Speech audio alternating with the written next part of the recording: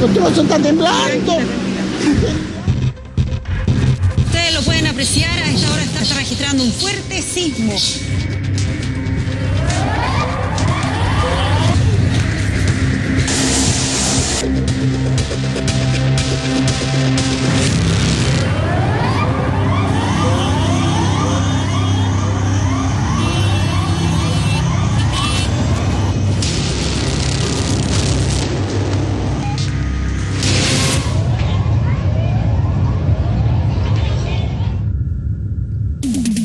Hola, ¿cómo están? Muy buenos días. Eso fue parte de lo que se vivió ayer después de este sismo de 6.9 grados en la escala de Richter. Ustedes ya lo pueden ver, ahí está en pantalla. Desde Valparaíso, ¿qué tal, Gino Costa? Comenzamos contigo en la zona del epicentro. Adelante, cuéntanos. Muy buenos días, Cristian, buenos días a todos. Aquí vemos lo que titulan los diarios regionales. La Estrella de Valparaíso con un gran 6.9 es el detalle que entrega la mayoría de información los diarios que, por supuesto, vivieron en carne propia lo que fue este gran sismo que los expertos dicen de mediana intensidad, pero quienes lo vivieron, los habitantes que tuvieron que además realizar la evacuación, fue de gran intensidad. El sismo de gran intensidad tuvo su epicentro frente a la costa de Valparaíso a 25 kilómetros de profundidad. Tranquila evacuación del borde costero durante la alerta de tsunami, cortes de luz y suspensión del metro. Remesón pilló a los bomberos combatiendo voraz incendio en Pedro Montt. ¿Puede venir un gran terremoto en la zona?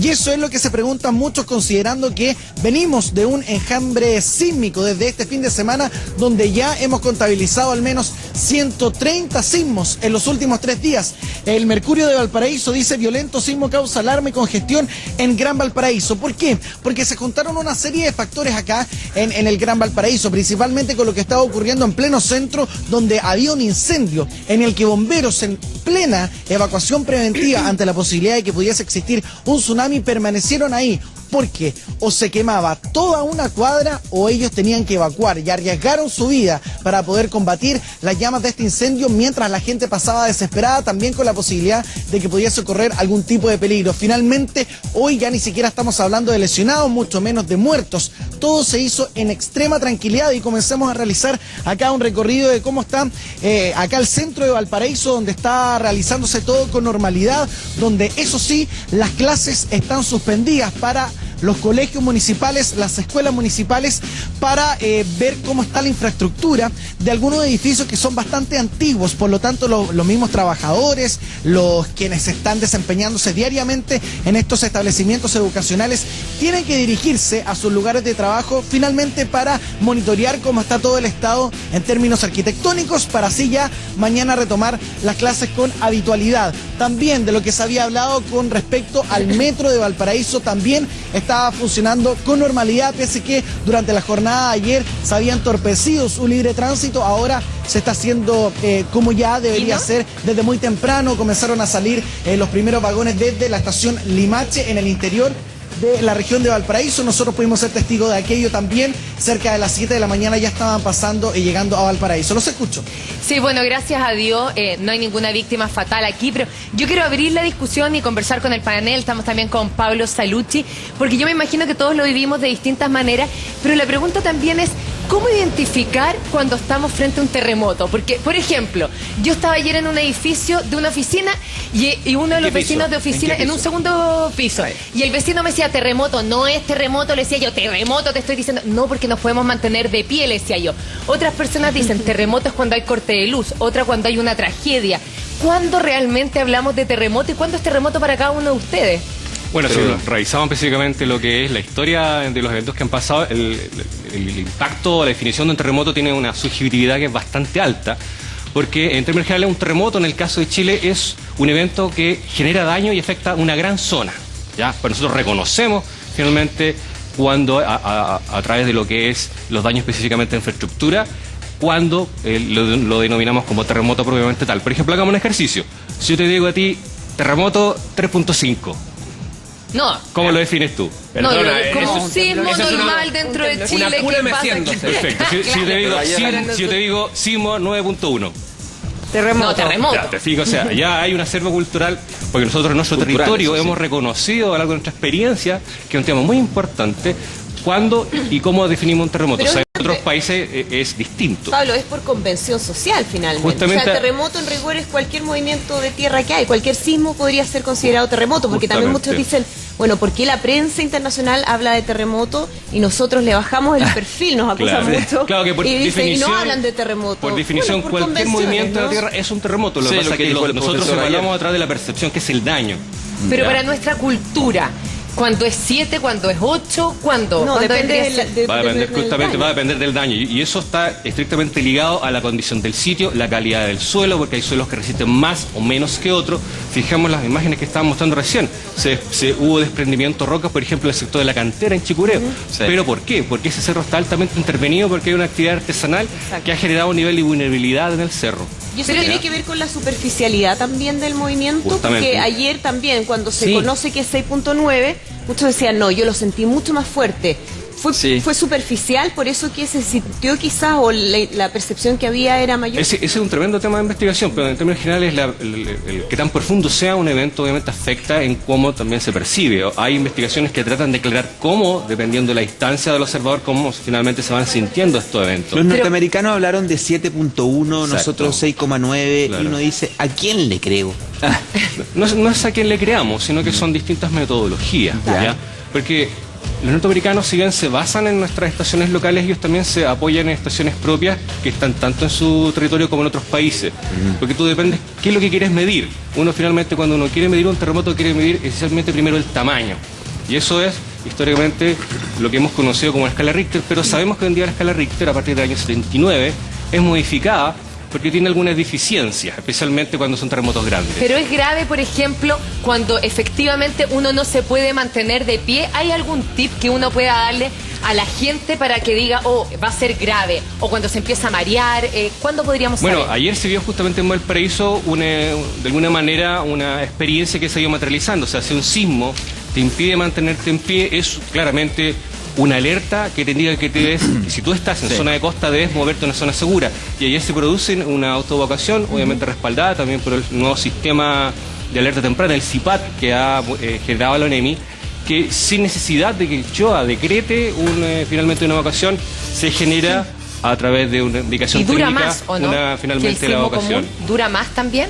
O sea, como que uno también tiene la sensación que cuando se prolonga, efectivamente viene un terremoto. Los grandes sismos tienden a ser finalmente ondas que se propagan a larga distancia. Ya por eso cuando tú estás de alguna manera más lejos del foco, nosotros por ejemplo en zona central con respecto a Valparaíso, tenemos alguna posibilidad de tener una anticipación con la tecnología que se está generando hoy en día, que en base a la que se conocen como las ondas primarias, podemos tener al menos 10 segundos de anticipación. No así la gente que estaba más cercana al foco. Ellos no pueden tener esa anticipación y por eso es importante la autoevacuación. Gino, pero más allá de esta discusión que estamos teniendo acá en el panel, me imagino que para los que viven ahí en la zona de Valparaíso fue claramente un terremoto. ¿Cómo lo pudiste percibir tú también?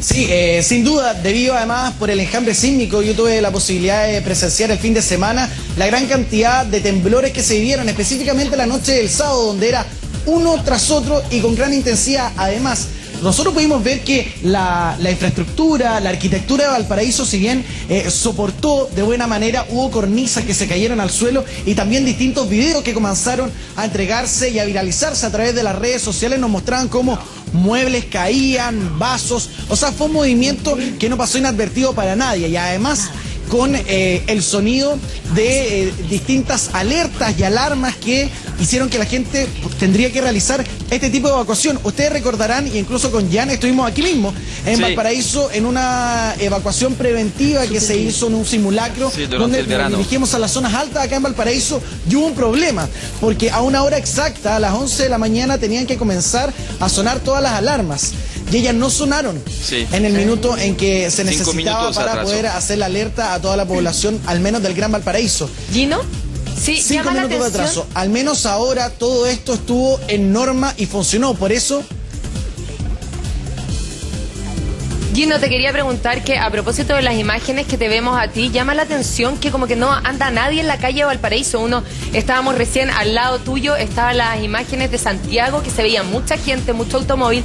Y en Valparaíso no vemos nada, y eso que no se suspendieron las clases y la gente está yendo a trabajar. Se suspendieron. Ah, los colegios municipales suspendieron las clases porque se ve que realmente no anda nadie. Hay clases suspendidas en los colegios municipales y en las escuelas municipales. Pero se lo digo por experiencia de un viñamarino que estudió además en Valparaíso. Acá hay más tranquilidad que en la región metropolitana. Y además se suma a que como hay una menor actividad en términos educacionales, la cantidad de autos y de peatones es la normal. Acá la ciudad comienza a reactivarse un poquito más tarde de lo que ocurre en la región metropolitana por el tema de las distancias y también por la congestión vehicular. Pero esto también fue un punto muy importante cuando ocurrió el sismo durante la jornada de ayer, porque la Avenida España, que es una avenida que conecta a Valparaíso con Viña del Mar, colapsó, y es una avenida que está inmediatamente al lado del mar. Por lo tanto, si hubiese existido algún tipo de emergencia relacionada con el movimiento de las aguas, el peligro que se corría era totalmente grande, porque muchas personas intentaron hacer la evacuación motorizados, en auto y no a pie, como se recomienda en un lugar donde puedes subir los cerros sin ningún tipo de complicación y sin mayores problemas, además con la ayuda de bomberos, de carabineros, incluso con personal de la Policía de Investigaciones, que trata de que este proceso... que está justamente en sismología. Cristian, te saludamos. ¿Qué tal? ¿Cómo estás? Muy buenos días. ¿Cómo estás, Cristian? Un gusto saludarlos. Está Mario Pardo, profesor del Centro Sismológico Nacional, entregando los últimos balances. Él se tiene que ir porque hay una reunión importante de los equipos de emergencia en el Palacio de la Moneda, pero rápidamente vamos a escuchar su declaración. Indica 6.92 la magnitud dentro de los primeros minutos. Y eso es lo que estamos aportando como herramientas nuevas como Centro Sismológico. Hemos estado trabajando para ustedes en este tipo de cosas. ¿Ustedes también le entregan en algún momento la información? ¿Réplicas se podrían registrar más por día de lo que se está registrando? Siempre se puede registrar más. Ojalá siempre demos más en todo lo que estamos haciendo. Nosotros sabemos que se tiene que ir al Palacio de la Moneda. Me disculpa, solamente una pregunta porque estamos en vivo recién conectando con todo lo interesante que usted está señalando. Usted tiene un mapa ahí, si nos lo puede mostrar en pantalla. Por las réplicas, estamos generando, y esto es un mapa, se llama Shake Map, va a salir a todo público a futuro, indica la intensidad instrumental de los eventos que sean percibidos por la población. 139 réplicas, hay un poco de temor en la ciudadanía, pero es importante que usted aterrice lo que tiene que ver con estos sismos. Más allá del 6.9 no se va a producir. No podemos hacer ningún pronóstico. Pero en términos de réplica. En términos de réplica van a seguir ocurriendo réplicas. Pero no precisamente superiores al 6.9. Como le digo, no podemos hacer ningún pronóstico, ni que va a ocurrir, ni que no va a ocurrir. No tenemos la facultad, ni los medios, ni los datos, ni la metodología en este momento en el mundo para hacer un pronóstico de cuándo va a ocurrir un terremoto. Es lo mismo que le he repetido en toda ocasión. Si usted me trae todos sus exámenes médicos, ¿me puede decir cuándo se va a morir? Es lo mismo. ¿Cuándo va a ocurrir un gran terremoto? Tiene el mismo grado de dificultad. Esta zona de ruptura. Lo pueden atropellar a la salida y estando 100% sano, o puede vivir hasta 120 años con la medicina actual. Muy clara su explicación, profesor. Respecto a la zona de ruptura, entre la cuarta y la octava región se sintió este movimiento telúrico. ¿Hubo un desplazamiento? Por supuesto, cada sismo genera desplazamiento, y es lo que les mencionaba. Nuestros GPS que están instalados en Valparaíso, del Centro Sismológico Nacional de la Universidad de Chile, indicaron que Valparaíso se mueve del orden de 5 centímetros hacia el océano con el sismo 6.9 de ayer. Para eso sirven nuestros datos, no solo Valparaíso, sino que todos los GPS que tenemos en la zona, todos nuestros acelerógrafos y todos nuestros sismómetros, son datos que están disponibles para todo público, y esos son los que todo el mundo puede usar y disponer.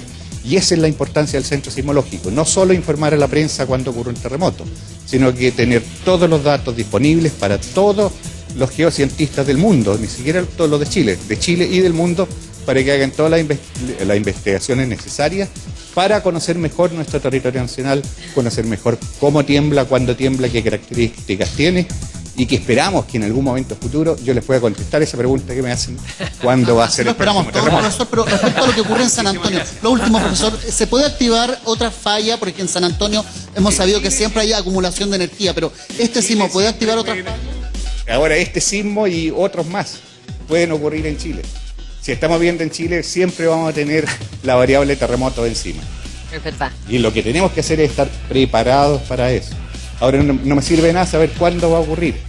Lo que me sirve es saber cómo va a ser ese próximo terremoto. De modo que si sé cómo va a ser ese próximo terremoto, que puede ocurrir hoy, mañana, en 10 años más o en 50 años más, me sirve para planificar, construir y diseñar en forma adecuada. Eso es lo importante. Lo otro, no le interesa a nadie. Es lo mismo, la misma pregunta y retruco. ¿Le interesa saber cuándo se va a morir? Sí. Muchas gracias.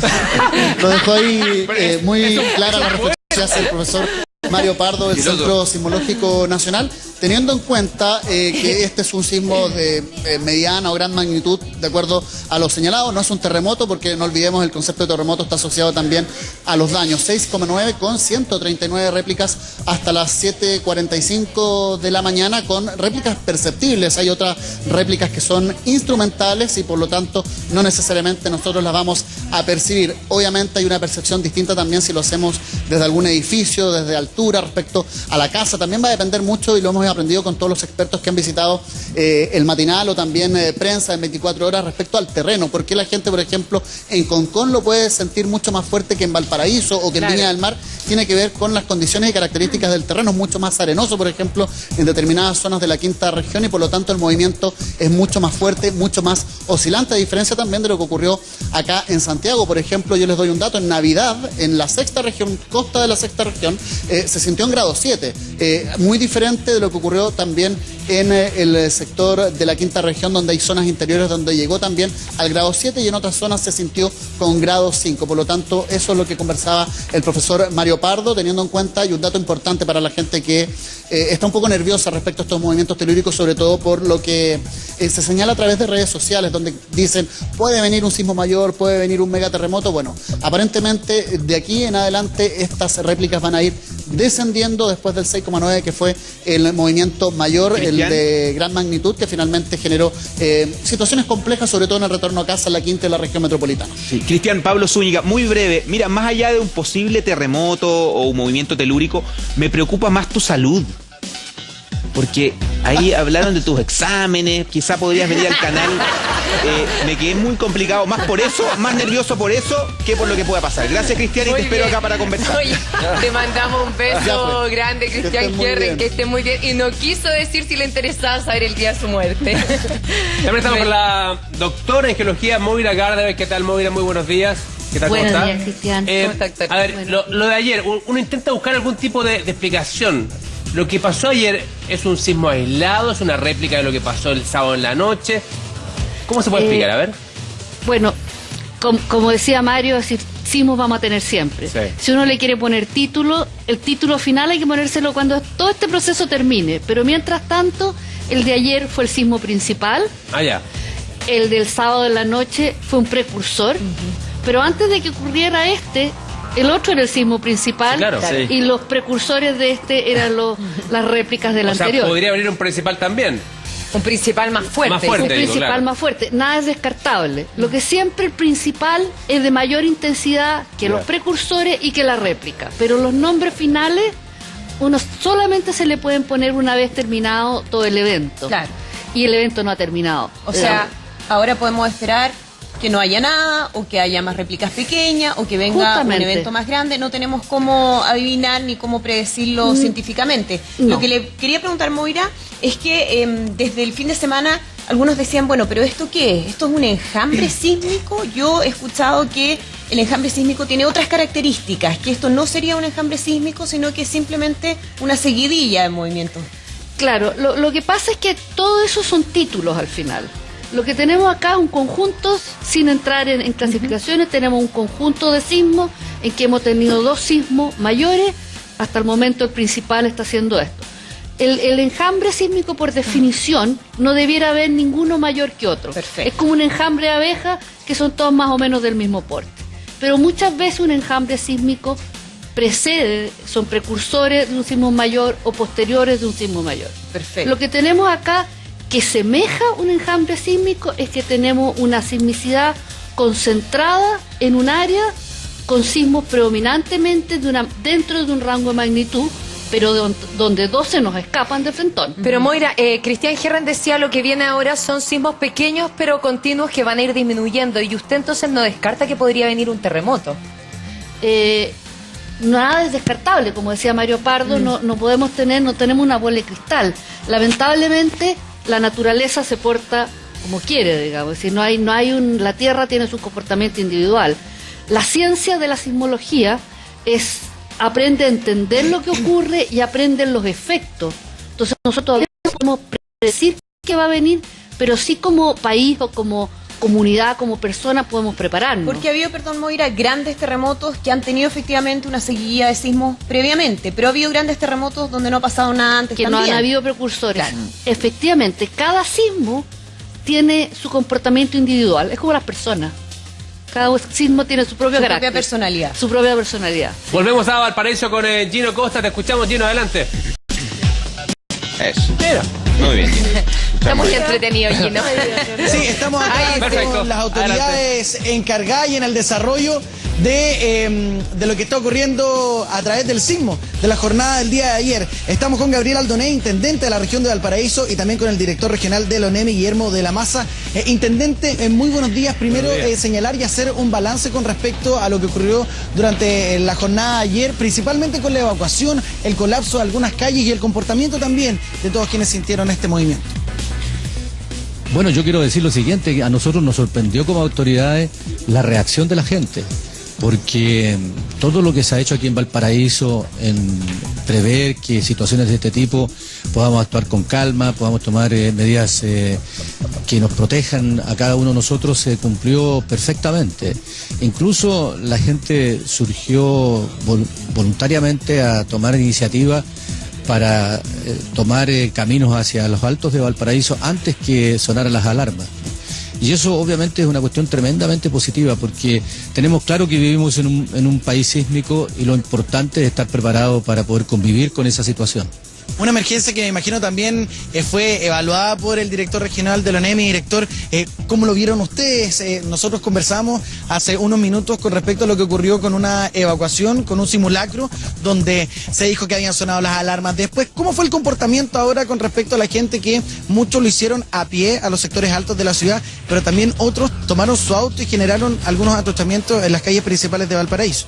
Sí, yo quisiera partir con el tema de los atochamientos. Recordemos que Valparaíso estaba sufriendo en ese momento un gran incendio en el centro de la ciudad, lo que tenía además varias arterias, entre esas la avenida Pedro Montt, sin tránsito vehicular, por lo tanto hubo un atochamiento en las otras vías, pero aún así hubo un buen comportamiento de muchos y la mayoría de los conductores que permitieron el paso preferente de quienes evacuaron. Ahora, respecto a los ejercicios, claro, los ejercicios son para aprender. Y el mensaje que siempre hemos entregado a la comunidad es que de percibir un sismo que le impida estar de pie, perder el equilibrio en el borde costero, había que evacuar, y eso es lo que mucha gente de manera razonable así actuó. Por lo tanto, el balance es positivo, y además que no hubo ningún lesionado pese al atochamiento. Pensemos que era una hora además de salida de los trabajos, salida de los establecimientos vocacionales, con mucha gente en la calle, y no tenemos lesionados, que esa es nuestra principal esa es nuestra responsabilidad, salvar vidas y cuidar la integridad de ellos. Sí, y al parecer se aprendió, intendente, con respecto a todos los ejercicios que se habían hecho con anterioridad. ¿Cómo lo ve usted en términos de lo que podría suceder dentro de los próximos días? Todos sabemos de que no se pueden predecir los sismos, pero sí hay una sensación de inseguridad. Lo revisamos en el sitio web de Sismología de la Universidad de Chile. La última réplica fue a las 7 de la mañana con 55 minutos. ¿Esto sigue? Sí, de hecho ha habido una cantidad de temblores de réplicas bastante grandes, ¿no?, que superan los 130. Pero mire, yo, más allá de las cantidades y de los análisis, que siempre son útiles, naturalmente, creo que lo más relevante es, diría yo, en tener más conciencia de que vivimos en un país que tiene estas características y que el fenómeno de un sismo es impredecible. Podemos especular de que hay momentos en que se pueden producir situaciones porque hace mucho tiempo que no había un sismo, pero en verdad hoy día, si bien la ciencia ha avanzado para ir estimando de mejor manera estos hechos, la verdad es que no sabemos y puede ocurrir en un momento a otro. Entonces lo más importante es estar preparado.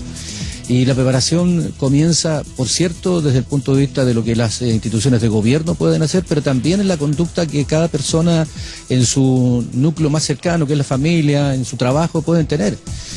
Ayer, por ejemplo, hubo una conducta distinta de automovilistas, por ejemplo, y de personas de peatones. Los peatones actuaron muy responsablemente y en algunos casos se nos crearon conflictos que, si tuviéramos una disciplina mejor, los podríamos evitar. Por ejemplo, atollamientos, situaciones de riesgo que, si bien no se tradujeron en problemas con las personas, podrían haber hecho la situación mejor.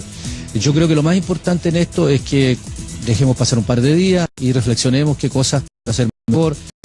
Tanto, insisto, desde el punto de vista de lo que es nuestra responsabilidad como autoridades de gobierno, como cada uno en el lugar donde vive.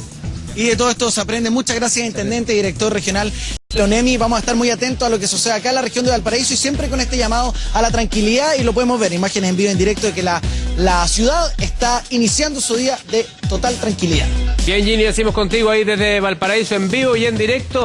Acá, Moira, Pablo, estamos con este mapa. ¿Qué es lo que se puede explicar de lo que está ocurriendo principalmente en la zona de Valparaíso? Pero bueno, desde Coquimbo hasta el Biobío, ¿cómo ha pasado?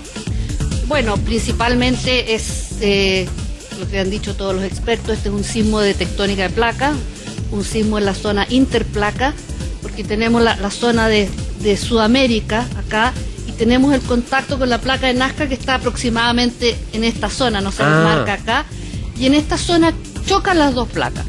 Chocan la placa de Nazca, que es una placa más pesada, sobre todo esto que ya viene a ser la placa sudamericana y que es más liviana. La más pesada se mete debajo, pero no se mete de golpe, no se mete constantemente, sino que cada vez que tenemos un sismo refleja un brinco en esa placa que se acumuló suficientemente energía y se metió bajo ella. Usted dice que la placa de Nazca es más pesada por el peso, porque es más desagradable, porque de verdad siempre, o sea, día a día nos está jodiendo la vida. Sí, pero también nos trae un montón de cosas hermosas. Nos trae la cordillera de los Andes, los preciosos volcanes, las minas de cobre. No sé por qué dije. Tiene una serie de ventajas también. Sí, pero sí, sismos nos trae y nos va a traer siempre. Pablo, y hablando justamente de la profundidad, acá sale 13.2 kilómetros de profundidad. Eso es muy cerca de la superficie, básicamente, eso es ¿no? muy poco profundo, se reconoce como un sismo bastante somero, lo que obviamente incide en la percepción de la ciudadanía con respecto a lo que es la estancia del foco. Ahora, un tema importante que hay que aclarar: un sismo no es un punto, es un área. Si uno observa la distribución de los sismos que se han ido produciendo desde el sábado, uno puede ver que tiene una zonificación con respecto al área, y eso nos está mostrando el segmento que se está moviendo, ¿ya? Por eso hay que entender que no es un punto, es un área que nos está mostrando cómo se está moviendo, o cómo de alguna manera la placa está en este punto generando una subducción, y que nos trae como respuesta que la Tierra se mueva. Hasta el momento hemos tenido varios sismos en la zona de Valparaíso. ¿Podría ser esperable un sismo en otra zona distinta a esa? ¿O ya el foco de esta seguidilla de sismos está ahí, en Valparaíso? Bueno, la seguidilla de sismos o los asociados a este foco van a estar ahí, pero igual vamos a tener este sismo en todo el país. Chile es un país sísmico y están permanentemente temblando, y va a seguir permanentemente temblando. Sí, pero que a lo que voy, que un sismo en esta zona puede, no tengo idea, mover la placa en Antofagasta o en... No. Eso no se produce. Como dice Pablo, un sismo mueve en una localidad, no mueve en un punto, mueve en un plano. Es en un plano que se mueve un plano respecto a otro y se pega un brinco. Que dicen que en este ya han medido 5 centímetros, que es bastante poco. 5 centímetros del terremoto del 85, acá brincó 1 metro. Claro. Ya.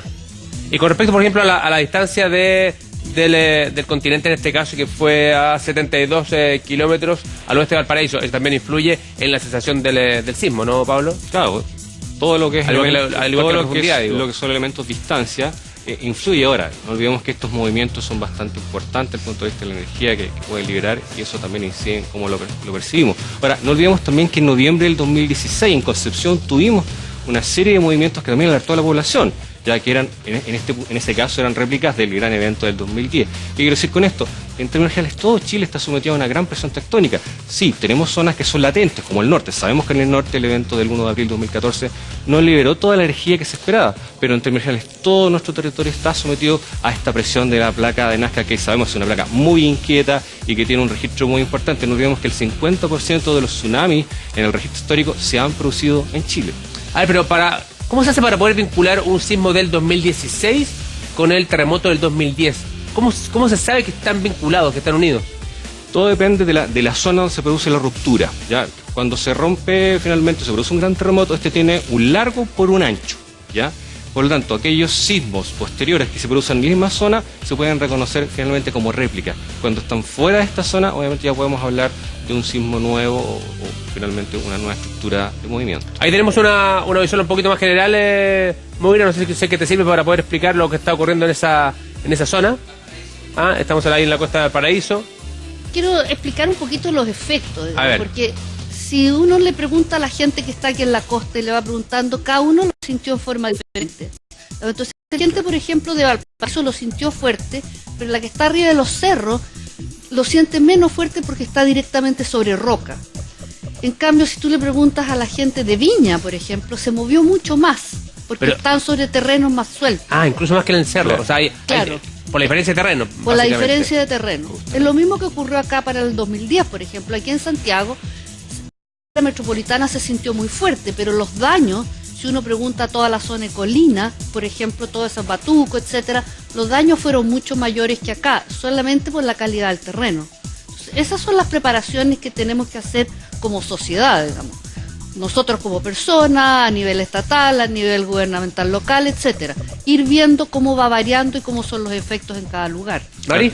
Sí, le quería preguntar a Moira, la existencia de estos volcanes en la zona del epicentro, ¿qué rol juegan? Ah, el Guyot O'Higgins y todo eso. Ando muy informado. Está bien. Bueno, esos volcanes, el efecto que producen al ser una rugosidad es que raspan más fuerte. Ah. Es decir, entonces es simplemente, si uno pone dos cosas planas chocando una contra la otra, el movimiento es suave. Aquí tenemos un cototo que está generando alteraciones en ese punto. Perdona, esos cototos que de hecho lo hemos visto en el diario El Guyot O'Higgins y el otro, ¿cómo se llama, Pablo? Está el O'Higgins 1 y 2. El 1, ah, Sí. bueno, el 1 y 2. ¿Están en qué zona es posible ubicarlos acá en el mapa, no? Están frente a la costa del Paraíso, pero están mucho más atrás de la zona donde está finalmente generándose Pero están a cuántos kilómetros de la costa más o menos. Son de ser alrededor de 40 kilómetros, más o menos aprox, ya porque están muy cerca de la zona de la fosa. Hemos hablado del tema de la seguidilla de sismos. ¿Enjambre no? No entremos a ponerle el nombre. Ya, ok, pero hablemos entonces de seguidilla. ¿Cuántos días, cuántas semanas, cuántos meses tenemos que pasar sin un evento importante como para decir, ok, la seguidilla terminó? ¿Se puede establecer eso o es imposible? Que eso va a depender de cómo se evolucione finalmente el ciclo, ¿ya? Porque en la medida que vaya pasando el tiempo vamos a poder evaluar si finalmente las réplicas van bajando, porque las réplicas van bajando proporcionalmente al tiempo. Si mientras mayor tiempo pase, estas debieran bajar, ¿ya? Pero, como decía muy bien Moira, los escenarios futuros son bastante diversos. Podemos tener un evento mayor, ¿ya?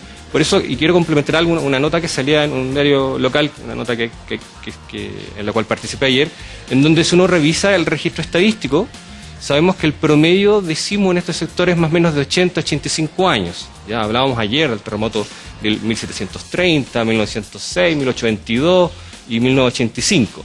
¿Ya? Si lo revisamos, un promedio de 80 a 85 años. ¿Ya? Por lo tanto, si uno ve ese dato, uno podría decir, parecía ser poco probable que tuviésemos un evento grande, dado que nos faltan por lo menos 50 años más.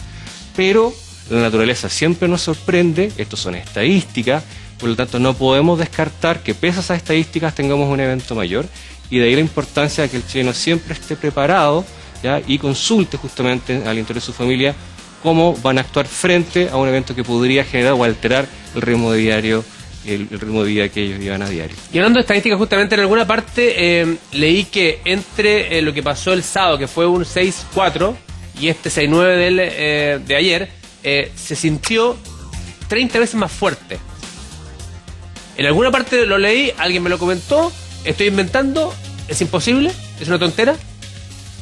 No sé si exactamente 30 veces más fuerte, pero entre el 5-9 del sábado y el 6-9 de ayer, no es equivalente a un punto más. Esto es una cosa exponencial, digamos. Es mucho más grande, digamos. No crece así, sino que crece así. Entonces no sé si exactamente 30 veces, pero sí es mucho más fuerte. Ahí está lo Ahí está el Guyot O'Higgins y el Monte O'Higgins, perfectamente. Pero la importancia, eso, ¿qué son? Para poder entender. Son volcanes submarinos. Son volcanes submarinos, sí, que están ahí. ¿Y cuál es la importancia en estos eventos que hemos tenido estos días? ¿Cuál es la relación que tiene? Bueno, los primeros sismos estaban más bien cerca de esto, digamos, 40 kilómetros de la costa. Más cercanos al... No, pero estos están como a 70, ¿no? Sí, están un poco más atrás porque están más cerca de la fosa. Más cerca de la fosa, sí. Estos son los que raspan porque están pasando por debajo. Como usted pasa esta placa y le pone un cototo aquí, eso genera más interferencia. Más roce ahí. Genera más roce. Y ahí es en base a eso que se han producido los sismos de estos días, entonces. No, eso los hace más perceptibles, los hace más fuertes y más frecuentes. Digamos, si uno revisa la frecuencia, decimos aquí en Chile Central es muy alta. No tan grande tal vez como lo que hemos tenido más al sur, pero sí bastante alta. Ya que siempre se dice que permanentemente hay sismos que nosotros ni siquiera los percibimos, solamente lo perciben las máquinas especializadas. Pero en estos días, o sea, de verdad hemos tenido más de 120, 130 sismos perceptibles. ¿Eso también llama la atención o no tanto? No hemos tenido 120 perceptibles, hemos tenido varios perceptibles, pero hemos tenido más de 150 sismos en total. Y de esos, por lo menos, yo creo que unos 20 perceptibles, una cosa así. Yo creo que ya estamos más o menos en esa cantidad, claro, porque hay muchos son instrumentales. En términos generales, para que nosotros logremos percibir un evento, un sismo, generalmente es sobre 4 y incide mucho si tú estás en estado de reposo, te estás moviendo. Hay factores que finalmente inciden que tú finalmente lo sientas. Muy bien, ya vamos a seguir conversando con nuestros expertos. Se suma también el experto en emergencia, don Michel Delerve. ¿Qué tal, Michel? Muy buenos días. Muy buenos días. Pero antes vamos a revisar qué fue lo que pasó ayer con este sismo 6.9. Atención, adelante, míralo. ¡Está temblando! Graba, Pepe, graba. Durante varios minutos el incendio pasó a un segundo plano y no es para menos. La tierra volvió a sacudirse en Valparaíso, 6,9 grados de magnitud a 13,2 kilómetros de profundidad.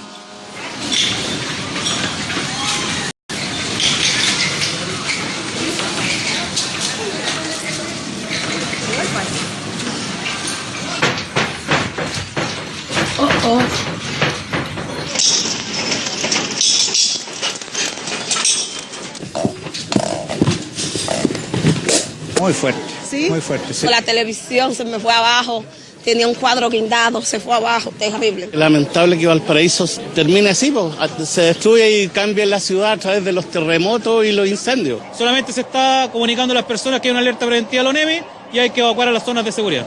Pasados algunos minutos, la alerta de tsunami se bajó y todos volvieron a casa. El suelo dejó de temblar, pero la calma no volvió. Se lo hicieron los recuerdos para muchos porteños. No, fue terrible, fuerte. Y la tierra se hacía así. Cerré los ojos nomás y me aferré a una puerta y nada más. ¡Oh, cómo se movía todo!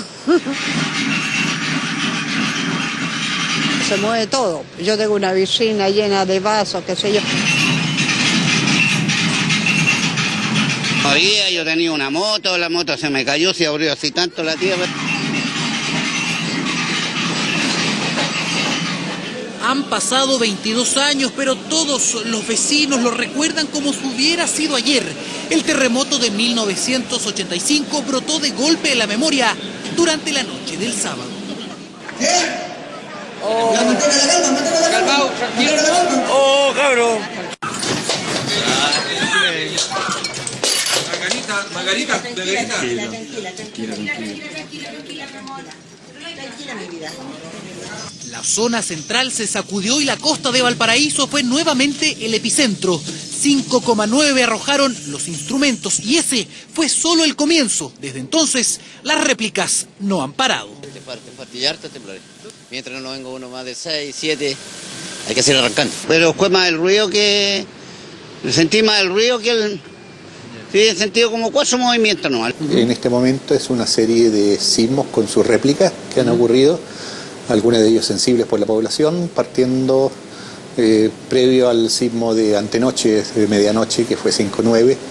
Hubo un sismo anterior que también fue sensible y en total llevamos una decena de sismos sensibles.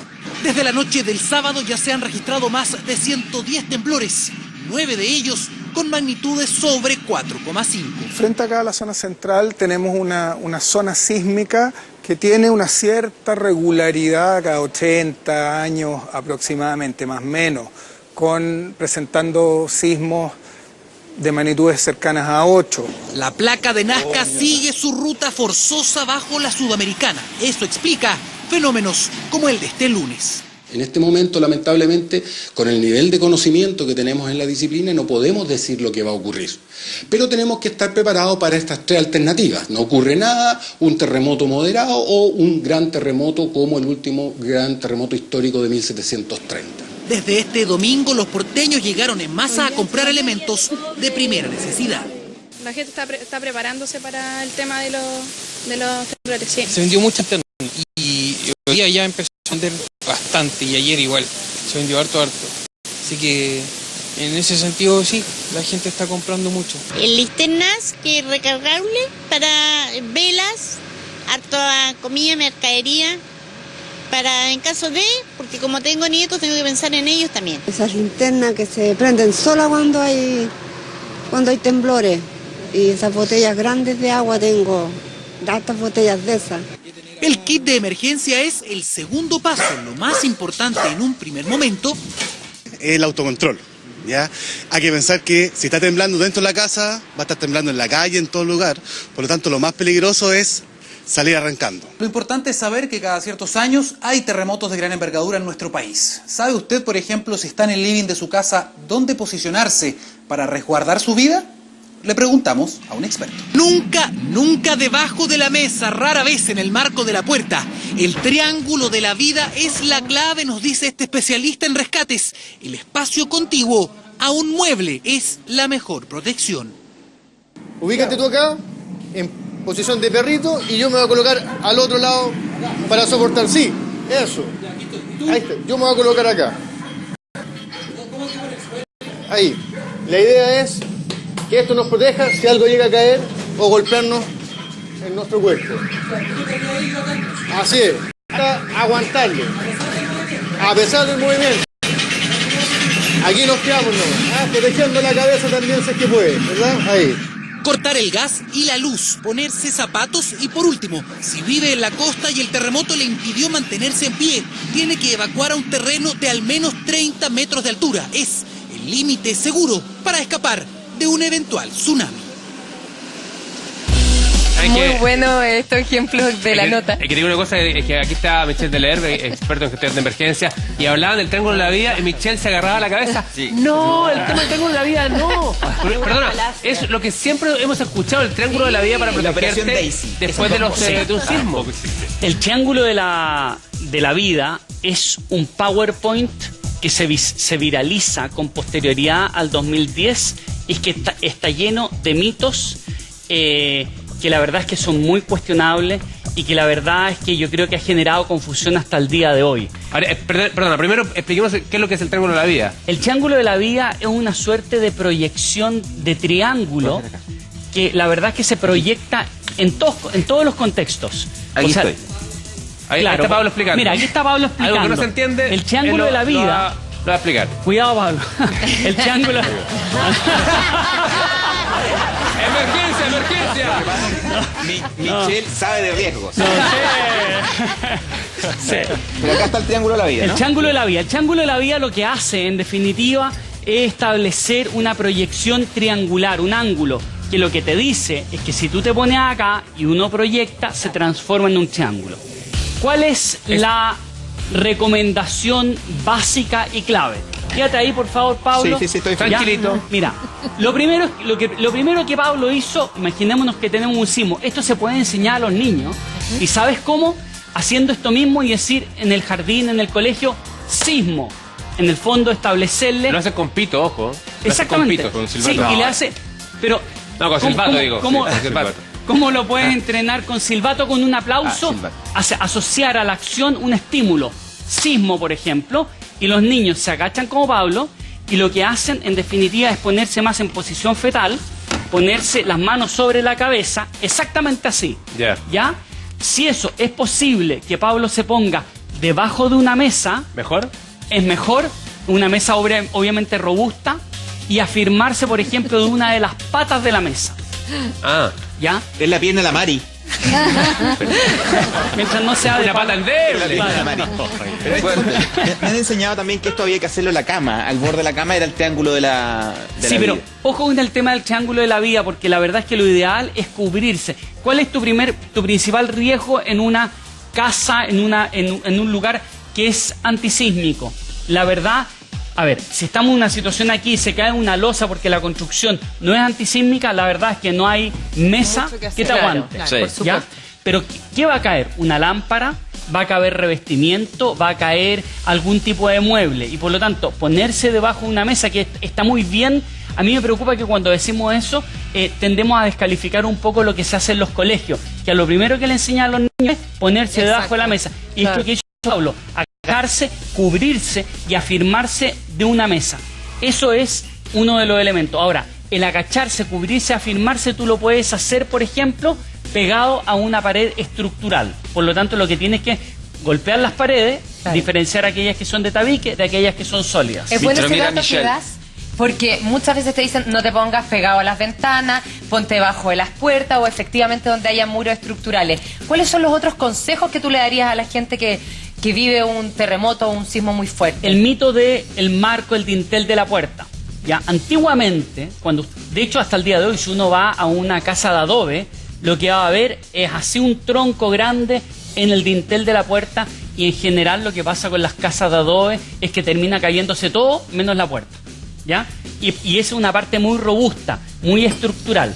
La norma antisísmica desde mediados del siglo pasado ha mejorado muchísimo eso, y por lo tanto hoy día lo que es el marco de la puerta es más bien un elemento decorativo, y por lo tanto incluso si tú te pones debajo de eso, con el movimiento, esos palitos que tenemos en el marco, puede que alguno se caiga. Lo mejor es diferenciar aquellas zonas que son estructurales, que son sólidas, y ponernos cerca, y nunca ponernos cerca de un mueble, y obviamente afirmar los muebles, afirmar las lámparas, afirmar los cuadros. El cuadro que colgamos, ponerle un doble alambre bien afirmado a la pared. O sea, eso es un tema que ya deberíamos tener todos resueltos, estudiado en nuestras casas, estos libreros grandes, ¿no? Las repisas, a veces las repisas justo arriba de donde está la cabecera de las camas, puede ser súper peligroso. ¿Y en los niños?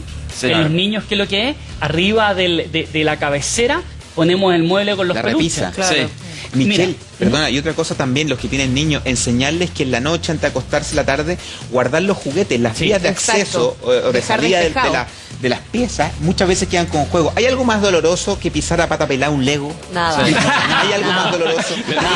No, creo que no hay. Entonces, eso es importante también, creo, ¿no? Y si pisaste la muñeca y al día siguiente se dieron cuenta que la rompiste, no quiero decirte las consecuencias que vas a tener por haber roto el juguete. Pero ahí hay un tema importante respecto a lo que dices tú, el tema de la cama. Siempre dormir con algún tipo de zapatilla o calzado al lado de la cama. Dormir con las cortinas cerradas, de manera tal que si se quiebra algún vidrio, ese vidrio no se esparza, no caiga. Las puertas abiertas, Michelle, las puertas abiertas. Tratar de dejar siempre las puertas abiertas porque se pueden trancar. Y pasó, me recuerdo para el terremoto del 2010, que gente quedó encerrada, que no podía salir porque la lo que dice Ian, ¿cierto? En el fondo el marco se dobla con el movimiento y va a tender a trancar, y por lo tanto la puerta junta, y yo te diría que lo otro, los muebles, en la habitación de los niños, ojalá que no haya ninguna posibilidad de que bloquee una puerta o de que caiga sobre los niños. La cama de los niños debe ser una zona segura, es decir, limpia. El crucifijo ojalá en un costado y no sobre la cabecera, los cuadros, etcétera. Y ahí tú le enseñas a los niños que en caso de un sismo agarran el cubrecama, se tapan y se tapan con la almohada. Mira, Michelle, ayer una anécdota. Realmente fue a ver unos amigos, piloto de Air France, en un hotel de Santiago. Pasó no sé cómo llamarlo ahora, terremoto, temblor, sismo. Y nadie tenía idea de lo que había que hacer. Entonces el de mayor grado fue a golpear un poco la puerta de todas las azafatas, se empezaron a reunir y a discutir qué había que hacer. Y escuché miles de teorías, porque estaba en el 6º piso, entonces dónde bajar, la escalera, el ascensor, qué hacer, y ni siquiera en el hotel había informaciones. Atrás de la puerta muchas veces hay la vía de evacuaciones, pero en caso de terremotos son bastante distintas. Y no hay ningún folleto para decir ya prevén agua, la pantufla, los zapatos cerca, tener una linterna. Todo eso no existe en los hoteles en Chile, y ni siquiera al personal de aviones no le dan ninguna instrucciones cuando llegan en países donde hay un riesgo. Entonces, ¿qué podemos hacer en ese caso? Yo creo, Ian, y quiero recordar cuando tú estuviste en Valparaíso, sí, para el simulacro, sí, y tú hiciste el mismo comentario respecto, sí, de qué hacía un turista. Y yo creo que ahí hay un tema, sobre todo con el tema de migrantes, con el tema de que nos movilizamos tanto. La verdad es que uno de los temas importantes en el caso de los hoteles, en el caso del turismo, comprender que ya no solamente tienes que entregar el mapa de la ciudad, sino que uno debería entregar información absolutamente básica de qué hacer en caso de... Y eso es un tema barato. En el tema, sí, de los por ejemplo, de los hoteles, tú puedes entregar e incorporar algún tipo de video, algún tipo de información que tú puedas descargar en el sitio web. Hoy día la mayoría de los hoteles, cierto, cuando tenemos turistas extranjeros son 4 o 5 estrellas. Lo que uno hace es que se conecta al wifi del hotel, sí, y lo que primero te levanta es la página corporativa del hotel. Bueno, ahí una buena idea sería, por ejemplo, que tú dijeras... Te aseguro que no hay nada en Michelle. En ningún hotel, voy en muchos hoteles en Chile, no hay, en ninguno hay una información a propósito de lo que hay que hacer, sí, en caso de sismo. O sea, hay para incendios, pero no hay para sismos. Sí. Y ni siquiera uno le advierten cuál, por ejemplo, sería la zona segura de un hotel, que es una información básica. Sí, si es que uno se chequea, bueno, la zona segura en caso de un sismo es esta. Sí. ¿No? Pero llama la atención lo que dice Jan, porque uno pensaría que después del 2010, del terremoto, sí, del 2010, estamos mucho más preparados y al parecer, porque por lo que explican, no es tan así. Mira, ahí hay un tema bien importante y es que no porque nosotros nos enfermemos más, somos mejores médicos. Y lo que tenemos entonces es vivencia, pero no necesariamente experiencia. Y la experiencia tiene que ver con sistematizar. Y para sistematizar implica sacar todos estos productos de información que uno tiene, ¿ya? Y por lo tanto implica la cartilla, la información, la organización y el entrenamiento comunitario, el entrenamiento de las tripulaciones, el entrenamiento, sí, del personal y por lo tanto las inducciones que se entrega a cada uno de los miembros. No estamos hablando solamente de los hoteles, yo te diría que incluso si nos vamos a la relación de una escuela, es exactamente lo mismo. O incluso lo más básico, el plan familiar que deberíamos tener, para que tú le digas a la gente cómo debería hacer. Como por ejemplo, si yo estoy con mi marido, bueno, tú andas a buscar a tu mamá, yo voy a buscar a los niños, o como hacer un plan familiar y que estemos preparados para ese momento, o que cada uno sepa lo que tiene que hacer. Bueno, lo primero es organización y entrenamiento. En organización implica juntarse en familia y conversar y decir, bueno, ¿qué vamos a hacer? ¿Cómo nos vamos a juntar? Pero además repasarlo. Y mira, te quiero contar una experiencia personal porque yo creo que nos ocurrió mucho en el WhatsApp. Hace 2 días atrás, en mi familia tenemos un grupo de WhatsApp. Entonces mis hermanas empezaron, oye, ¿viene otro temblor o no viene otro temblor? Y empezamos a centrarnos en la explicación del fenómeno. Y en un momento dado yo les dije, ¿no será bueno ponernos de acuerdo y recordar qué es lo que vamos a hacer? O sea, y la verdad es que todos dijeron... Tienes razón y dijimos, ya, ok, bueno, yo me quedo en mi casa. Hermano, me imagino lo que debe ser. Información. Además, en general, se cortan las líneas de teléfono, entonces hay que estar preparado para ver quién va a distintos lugares. ¿Y qué le dijiste? Exacto. Bueno, y en ese momento, por ejemplo, quedamos de acuerdo en que una hermana se quedaba en su casa, la otra que vive cerca de mis padres se iba donde mis padres y yo le dije, yo me voy con mi familia donde mis padres y por lo tanto, claro, ok, ya sabemos que al menos un grupo familiar no va a llegar. Y de hecho recordamos el tema del WhatsApp y segundo lugar el SMS, que aunque se demore, queda lo que se llama encolado. Es decir, tú mandas un SMS... No sale necesariamente de manera inmediata, pero queda en una fila. Va a llegar. Y va a llegar. Claro. Se puede demorar, pero va a llegar. Y lo único que hay que decir, estamos bien. Listo. Michelle, pero cuando esto de los WhatsApp no confunde también. Fíjate que a mí me llegó uno, supuestamente un sismólogo de la 8ª región, que lo quiero reproducir, y que quizá llame a confusión. Me gustaría tu análisis. Dice así. Yo no le creo mucho a esos audios, pero aquí en Cañete anda de muy buena fuente también un comentario que yo lo llevo reporteando ya toda esta semana y es bastante difícil que se pueda producir terremoto porque en varios locales no hay granadina, entonces estaría faltando eso, habría solo pipeño y helado de piña, así que por lo menos en Cañete se ve bastante difícil el tema. No confunden estos WhatsApp que finalmente llaman a la confusión también. Oye, quiero ahondar en una cosa. Creo que es importante. Y todos bien atentos escuchando. Sí, pues. Quiero hablar un poco de la locación en la que uno está. Porque fíjate, también depende. Yo creo que depende del lugar donde está ubicado. Si nos tocara un terremoto acá o movimiento, señor director, ¿es posible mostrar el techo, por favor, para que tengan una idea la gente que no conoce lo que no se ve en la tele? Pero más o menos, a mí el foco 3 y el 7 los tengo en mi cabeza. Entonces, hay que también explicar de que es importante observar los lugares que uno llega. Yo tengo una suerte de toque que cuando entro siempre me fijo en las salidas de emergencia. Es como una suerte de trastorno obsesivo compulsivo. Pero es como Michelle Pero no puede ser un trastorno obsesivo compulsivo, pues tiene que ser nuestro comportamiento cuando vivimos en un país que es sísmico. Me fijo especialmente, voy a un cine, ¿dónde está la salida de emergencia? Pero fíjate, acá, este es el entorno en el que nos movemos solamente 5 horas y media. Una pregunta, cuando vas al cine, ¿dónde te sientas? Cerca del pasillo. Somos 2. ¿En serio? ¿Viste? Si eres potencia. Sí, porque es la salida más, el acceso más separados. Está iluminado. Vamos juntos. Está iluminado. Incluso a veces estaba en el cine, tiraba la manito para el lado y está Michelle. Fíjate que Michelle, además siempre están iluminados los pasillos. Exactamente. El suelo. Entonces, hay una suerte de obsesión. Yo me encontré con Michelle, lo reconocí, no por la cara, sino que porque es el único con casco fosforescente.